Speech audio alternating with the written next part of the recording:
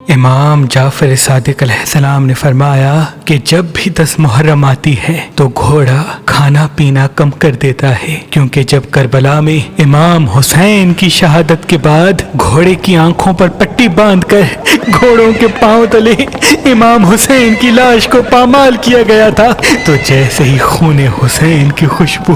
گھوڑوں نے محسوس کی تو انہوں نے اپنے سواروں کو گرا کے امام حسین پہ رونا شروع کر دیا۔ اتنے میں ایک شیر آتا ہے اور اس کو دیکھ کے سب سوار اپنے گھوڑوں کو چھوڑ کے بھاگ جاتے ہیں، کیونکہ فوج یزید کا یہ ارادہ تھا کہ نواسہ رسول کی لاش کو اتنا پامال کریں کہ امام حسین کے جسم کے ٹکڑے تک نہ ملے۔ لیکن جیسے ہی اللہ کے حکم سے شیر امام حسین کے پامال جسم کی حفاظت کرتا ہے تو فوج یزید بھاگ جاتی ہے، لیکن وہ گھوڑے امام حسین کے ٹکڑوں کو دیکھ کے روتے رہتے ہیں اور اللہ سے وعدہ کرتے ہیں کہ اے اللہ، اب جب 10 محرم آئے گی ہم امام حسین کی یاد منائیں گے اور اس دن کھانا پینا کم کر دیں گے۔ اے لوگو، جب بھی 10 محرم گزر جائے تو گھوڑے سے پیار کیا کرو، اس کو پانی پلایا کرو، اس کو غذا کھلایا کرو، کیونکہ اس وقت وہ امام حسین کے غم میں روتا ہے اور امام حسین کے قاتلوں پہ لعنت کرتا ہے۔